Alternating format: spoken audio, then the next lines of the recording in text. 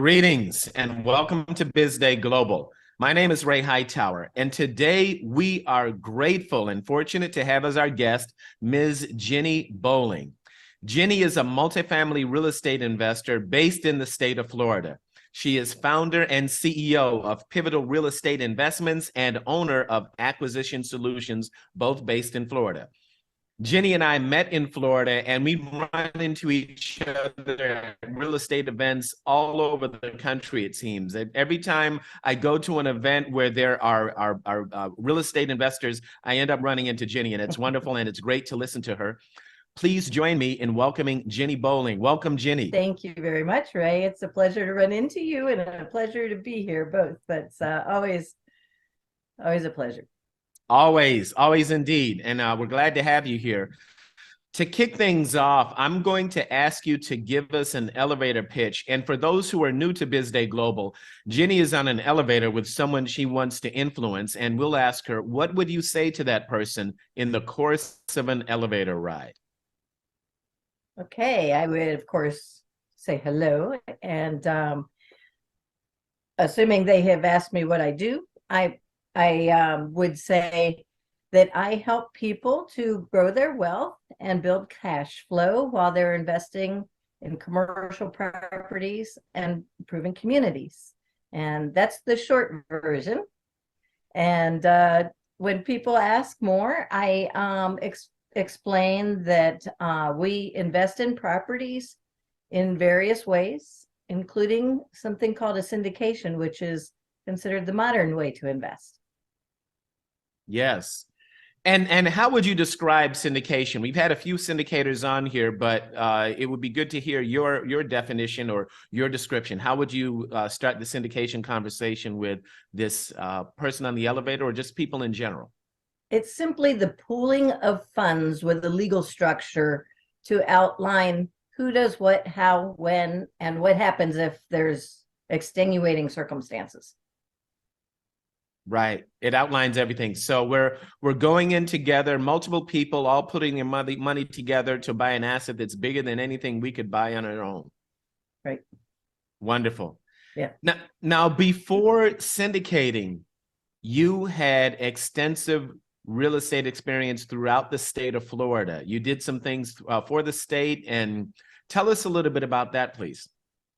Well, most of my career, I was buying property for others. A lot of times it was the state of Florida for roadways, but I've worked for cities and counties and utility companies and telecommunication folks where you're buying property to place some public facility of some sort. And when you're doing that, you get a corridor and, whatever's in the way, you have to learn to deal with it. So we've cut buildings, we've done all kinds of things, taken away parking. Yes. So you're definitely familiar with eminent domain. Yes. Yeah. Yes. During your time performing this kind of work, and thank you for that, because, when I think about what you're doing, if you're doing this for roads and other public uses, you're serving people. And there's a very good chance that I've driven on a road or something somewhere that you helped to provide. So thank you for that. And I know there are many people in Florida who would thank you for that. Yeah, it's a little known occupation. Yeah. So what would you say would be your one of your proudest projects or proudest accomplishments when you were doing that part of your real estate career? Well, it always comes down to one of two.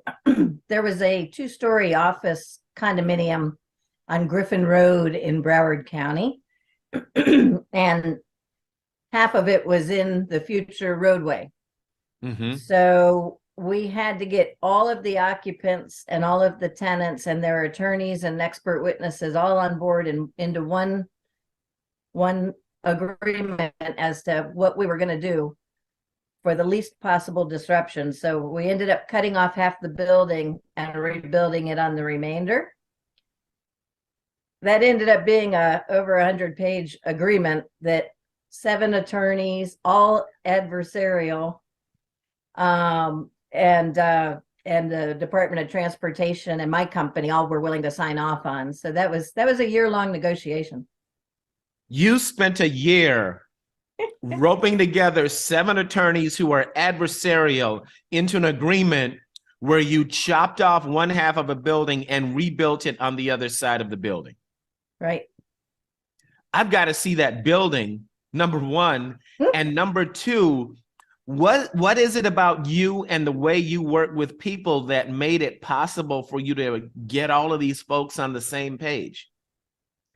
Well, I had a very good team. The Department of Transportation gave me 3 attorneys on our side to work with. Mm-hmm. One that was doing the redlining and oversight on language, and another that was more entrenched in the negotiations with me, because I didn't want to be promising something that we couldn't deliver. Right. I'm just kind of a collaborator at heart. I am grateful that we had attorneys that respected me and I respected them on the other side. So we plowed through it. There were touchy times, but it was a phenomenal completion and we conduct our own closings. We don't use title companies. Oh, the state, when you were the state, you did your own closings. Yes. Yeah. So we had a phenomenal number of documents. We had to do a practice closing. Right. Yeah. You did a practice closing before the closing. Right. I've heard of surgeons who are doing elaborate medical procedures, elaborate surgeries, who've done practice surgery before they do the actual, before the actual event. Right. Yeah. Well, didn't want to blow it. Yes, right. It was that detailed. And in the end, you pulled it all together. If there's anything that you can send us about that event, we'd like to include a link to that in our show notes. That says that is very unique that you would be able to do that, because I know typically in a closing you've got a lawyer for the seller, a lawyer for the buyer, maybe a lawyer for the finance company, but you had 7, or well, let me say 7. Is that including the 3 that were on your side, or no? No. So you had 10 attorneys that you had to bring in line. Yeah. You clearly have a gift for negotiation and leadership and collaboration. Well, thank you. Yeah, that's very clear. How did you develop that talent? I think just upbringing. I was the youngest of 4, so you could beat around a bit, I guess. School of hard knocks. Okay. So being the youngest of 4, you were not in a position where you could power your way through. So you had to develop other influential skills. Finessing. Perfect word. My mom called it finessing. Moms are so wise. Moms are so wise. So let's move forward through your career. You've been in brokerage. You're owner of Acquisition Solutions. Tell us a little bit about that. How did you launch that, and how did you move from what you were doing with the state into Acquisition Solutions? Or was there some overlap there? Tell us some stories. There was. When I worked for the Department of Transportation, most of those years I was a consultant, and the engineering firm that won the contract included real estate services within their contract. And so then we would have a real estate arm that would conduct the land acquisition program. And generally I would be a project manager and have a staff of acquisition people, relocation, property management, and business damage folks and whatnot. So there was a lot of people involved that gave way to doing a lot of consulting work, basically. So what I did ultimately, after working more for other engineering firms, was created my own company that could be a small business consultant, and did some work that way, and then did some brokering as well. But the Acquisition Solutions entity that is the brokerage hasn't done a huge volume of brokerage transactions. It wasn't established for that. It was more a consulting entity. Yes. Okay. Yes. But then when I started truly thinking to get into multifamily and get serious about investing and buying for me, then that was what led to launching Pivotal Real Estate Investments. And so I've been building my foundations for that and getting acclimated, after 40 years in real estate, or almost 40. I thought that I pretty well understood the business. Yes. Yes. But investors are a whole different niche. It's very different. So it's been really valuable for me to build that base and the new network, and they overlap, of course, yes, but it's been very, very rewarding because the investors have that entrepreneurial spirit and drive, which I identify with greatly. Yes. So it's been like finding my home. Finding your home. And I'm sure that in the conversations you have with investors, there's a lot of common ground. You certainly have entrepreneurial drive. You've shown that throughout your career, and they do. And I'm sure you've had some good conversations as a result of that. Right. There's kind of a natural attraction. Okay. So take us on the path, or connect the dots between what you did from the state to Acquisition Solutions to Pivotal Real Estate Investment when you founded that. Tell us a little bit about your thought process that caused you to found Pivotal. I wanted to start getting some passive income going and be able to build my retirement base and whatnot, and wanted to also share that with so many of my friends and peers that don't know anything about it.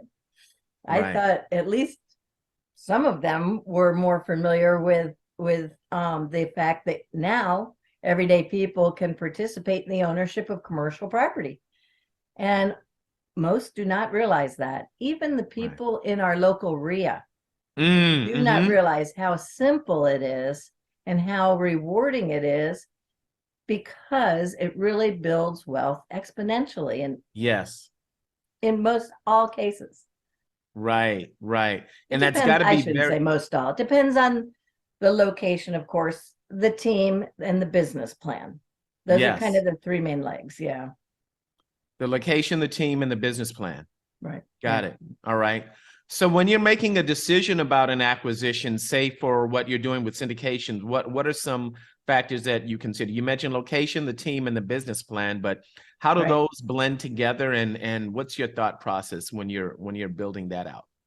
Well, so that's where belonging to so many different organizations, where it brings together investors, has been especially important, because I'm able to find other sponsors and people doing the same thing, because in my backyard here in Orlando, things are a bit overpriced. Yeah. So I'm looking in other areas too, and teaming with people that I know, like, and trust, that are active and experienced and have gone full cycle in the business as well. I'm teaming with people that have considerable experience. I have lots of real estate experience, but I want to bring people into deals that they can see that the team members have gone full cycle and established a track record. It's not going to be their first rodeo. Right. Yes, that's so. I've got property in Houston, Texas, with a gentleman that's I think 8 projects have gone full cycle. Mark Schuler, you know who he is, right? Yes. Right. Maybe the architect. You've interviewed him, right? Yes.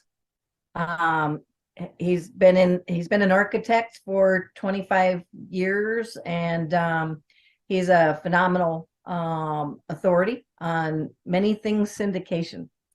Absolutely. And yes. And he's an advisor to us as well. And so the general partnership project that we just wrapped up, we bought a property in Jacksonville that was with another group that's gone full cycle on hundreds of projects. So it's been very rewarding to get involved with projects with people that have that much experience. Yes. And so that is one of the criteria, though, for me to be bringing an offering to my people. I need to fully vet it and make sure that it's really something I am very comfortable to offer to my stakeholders. That's a powerful statement that you make it a point to vet the deals that you're bringing to people, bringing to your investors, and you're vetting not just the deal, but you want to work with someone who's gone through full cycle multiple times. Yes. That says a lot. That says a lot about how you value the relationship with your investors and how you value the relationship with the operators you work with too. I suspect you do the same. Yes, I want to shine the light on Ginny, though. This is Ginny's moment. This is Ginny's spotlight. So yeah, and honestly, in listening to you, I'm always learning ways. One of the things I've enjoyed about talking to you and listening to you is that you've always caused me to look at things in a different way and in better ways. So even with this conversation, I'm absorbing this and I'm thinking, yeah, that's a good idea. That's a good approach. So I always want to learn. I always learn from you. So I'm grateful for that. Yeah, likewise. I feel the same with you. Excellent. Hey, Ginny, let's talk about horses. Oh, okay. Why don't you tell us a little bit about your experience with horses and let's talk to us about horses a little bit. And the listeners are probably wondering, hey, you were just talking about real estate. Did he just say the word horses? Yes, I did, because Ginny is very accomplished in the horse community. And why don't you just take it away and tell us about horses, please? Well, I grew up with them. It was funny because my big sister wanted to ride. We all had to ride. Yes. Started that way. Mom had 4 of us. It's better just to put us all on a horse. That's better than today. Parents today, they just plop their kids in front of the TV. At least you got to be outdoors and breathe some fresh air. So get some exercise. It was invaluable. And what's funny was we drove past Mount Vernon in Virginia every day on our way to the place where we took riding lessons. And I've recently been back there and I didn't realize how close we lived to it. We were like really close. Yes. But anyway, so yeah, I grew up with horses. We were equestrians, so that meant we didn't have the horn on the saddle, Yes. All right. Yeah. So we were hunters and jumpers, riding and jumping over fences. And yes. So fox hunting was big in Virginia, still is. And my sister actually got into breaking racehorses. My last horse was the great grandson of War Admiral. Wow. So, or great, two. Anyway, he was born in 1950. I got him when he was 14, 15 years old, something like that. And we turned him into the jumper. Wow. He raced 13 years though. So that's phenomenal. That's a long time for a horse to be active in any competition, isn't it? Well, racing, yes. Hunters and jumpers can be going that long, yeah. Depending on if they have any problems, big injuries. But so yeah, my sister used to steal him. She was the better rider, but she would borrow him, steal him often, because he was very fast. You just had to lean over and say go, and he was. Yes. That was fun. And so it's funny as we age how we kind of go back, at least many people I've spoken with, and myself included, we kind of try to dig up those old favorite things we did as a child. So I've been kind of doing a little bit of that and getting back connected with my horse's history. Yes. And so I found out how much he won and all that. So it was when we were in Phoenix, I think I told you, I was so close to where he was born. I was debating if I should go to the old farm, but the farm is now a quarry. It's a quarry now. Oh, so did you drive up there or did you get that info before? Okay. I I remember you resisted. mentioning that you were going to head up there. Well, You I go blew looking my for mind treasure. when you said that you were fox hunting. I remember the first time you told me that you did fox hunting. It's like, you don't sound British. But Don't have to be British. yeah, there we go. Wonderful. It's wonderful to have other experiences, a variety of experiences. So certainly you have that. We're coming towards the end of our time together, and this has gone quickly. I could go on, and as we close out, I'd like to ask you, what are you reading right now, or what are you listening to right now that you'd like to share with our audience? Wow. I have several books I'm doing kind of at the same time, and podcasts too. It depends on how much time I have at the moment. But gosh, the book that I would say